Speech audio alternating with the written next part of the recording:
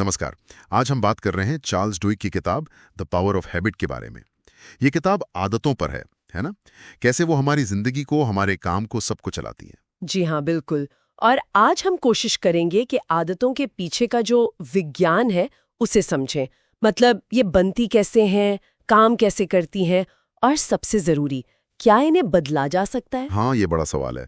और हमारी ये सारी बातचीत डुइक की किताब के एक ऑडियो बुक सारांश पर आधारित है। जी। तो कहाँ से शुरू करें? वो हैबिट लूप की बात होती है इसमें। हाँ, हैबिट लूप। डुइक कहते हैं कि हर आदत ना 3 हिस्सों में काम करती है, एक साइकिल की तरह। 3 हिस्से। कौन कौन से? पहला है संकेत, मतलब क्यू। ये वो ट्रिगर है जो आदत को स्टार्ट करता है। जैसे सुबह का अलार्म बजा। अच्छा, अलार्म, ठीक है। हाँ, या फोन पर कोई नोटिफिकेशन आया। दूसरा हिस्सा है नियम, यानी रूटीन। वो काम जो हम संकेत मिलते ही करते हैं, जैसे अलार्म बंद करके फोन उठा लेना। बिल्कुल। और तीसरा है पुरस्कार, रिवॉर्ड। वो मजा, वो राहत, वो सेटिस्फैक्शन जो उस काम से मिलता है, जैसे फोन पर ताजा खबरें देखना या सोशल मीडिया अपडेट्स। संकेत, नियम, पुरस्कार। और ये जब बार बार होता है तो दिमाग इसे पकड़ लेता है, मतलब ऑटोमेटिक हो जाता है। हाँ, बिल्कुल सही। दिमाग को ना एनर्जी बचानी होती है, तो वो इसके लिए एक शॉर्टकट बना लेता है, न्यूरोलॉजिकल लेवल पर एक पक्का रास्ता। लेकिन सिर्फ ये लूप ही काफी है या कुछ और भी है जो इसे चलाता है? एक और बहुत जरूरी चीज है, वो है क्रेविंग, मतलब तीव्र इच्छा। क्रेविंग? अच्छा, तो ये सिर्फ संकेत और इनाम का जुड़ाव नहीं है? नहीं, क्रेविंग आती है उस इनाम की उम्मीद से, एंटिसिपेशन से। दिमाग को जब पता चल जाता है कि ये काम करने से वो अच्छा वाला एहसास मिलेगा, तो संकेत मिलते ही वो उस एहसास को पहले से ही चाहने लगता है। मतलब वो इनाम मिलने से पहले ही उसकी तलब होने लगती है। एग्जैक्टली। और यही तलब, यही क्रेविंग है जो हमें वो रूटीन बार बार करने पर मजबूर करती है। ये इस पूरे हैबिट लूप का इंजन है असल में। अगर ये आदतें इतनी गहरी हैं, दिमाग में बसी हुई और क्रेविंग से चलती हैं, तो इन्हें बदलना तो फिर बहुत मुश्किल काम लगता है। मुश्किल है पर नामुमकिन नहीं। और डुहेग इसी के लिए आदत बदलने का सुनहरा नियम बताते हैं, golden rule of habit change. Golden rule में क्या है ये? फंडा बड़ा दिलचस्प है। नियम कहता है आप किसी आदत को खत्म नहीं कर सकते, मिटा नहीं सकते, तो फिर? लेकिन आप उसे बदल जरूर सकते हैं। बदल सकते हैं? इसका क्या मतलब हुआ? कैसे? इसका मतलब है कि संकेत, क्यू और पुरस्कार, रिवॉर्ड को वही रहने दे।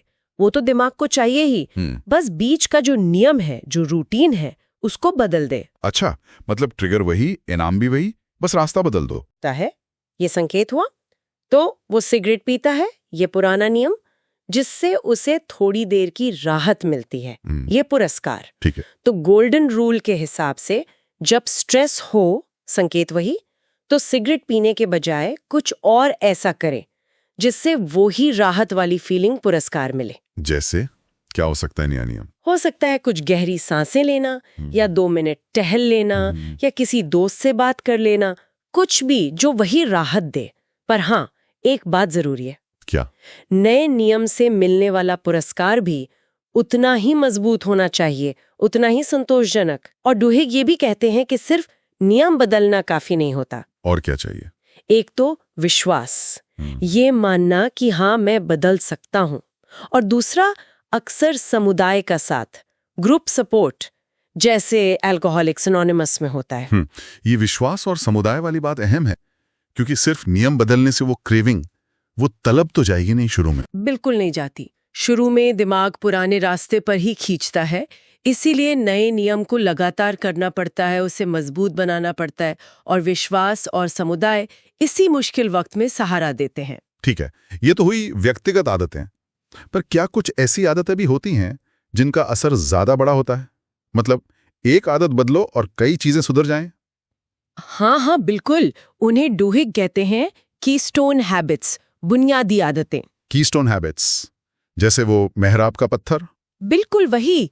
ये वो छोटी आदतें हैं जिन्हें अपनाने से ना जिंदगी के कई दूसरे हिस्सों में अपने आप अच्छे बदलाव आने लगते हैं। एक तरह का डोमिनो इफेक्ट। अरे वाह, ये तो कमाल का आइडिया है। कोई उदाहरण है इसका?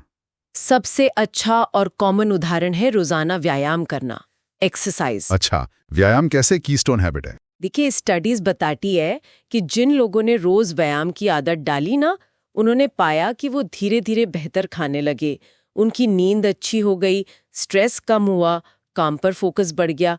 मतलब एक आदत ने कई और अच्छी आदतों को खींच लिया। ये तो है। ऐसे ही अपने खर्चों का रोज हिसाब रखना या हर सुबह उठकर दिन का प्लान बनाना, ये भी कीस्टोन आदतें हो सकती हैं। ये छोटी छोटी जीतें ना आत्मविश्वास बढ़ाती हैं और फिर लगता है कि हाँ, मैं और भी चीजें बदल सकता हूँ। सही बात है। और इच्छा शक्ति, विल पावर के बारे में भी कुछ कहा है किताब में? हाँ, संक्षिप्त में ये बताया है कि विल पावर एक मांसपेशी की तरह है। मांसपेशी मतलब जैसे मांसपेशी इस्तेमाल करने से थक जाती है, वैसे ही विल पावर भी दिन भर के छोटे छोटे फैसलों और कंट्रोल करने की कोशिशों में खर्च हो दी जाती है, थक जाती है। अच्छा, तो सुबह ज्यादा होती है, शाम तक कम? हाँ, कुछ वैसा ही। लेकिन अच्छी बात यह है कि जैसे कसरत से मांसपेशी मजबूत होती हैं, वैसे ही अभ्यास से विल पावर को भी धीरे धीरे मजबूत किया जा सकता है, पर इसे समझदारी से इस्तेमाल करना चाहिए। तो कुल मिलाकर बात ये समझ आती है कि आदतें बहुत ताकतवर हैं, इसमें कोई शक नहीं। लेकिन उन्हें समझा जा सकता है। हाँ, और सिर्फ समझाई नहीं, उन्हें बदला भी जा सकता है, कंट्रोल किया जा सकता है। ये समझ हमें अपने ऑटो पायलट मोड से निकलकर सचेत रूप से अपनी जिंदगी को डिजाइन करने की ताकत देती है। अपने स्वचालित व्यवहारों को पहचानना और फिर उन्हें बदलना, ये अपने आप में एक बहुत बड़ा कदम है। बिल्कुल।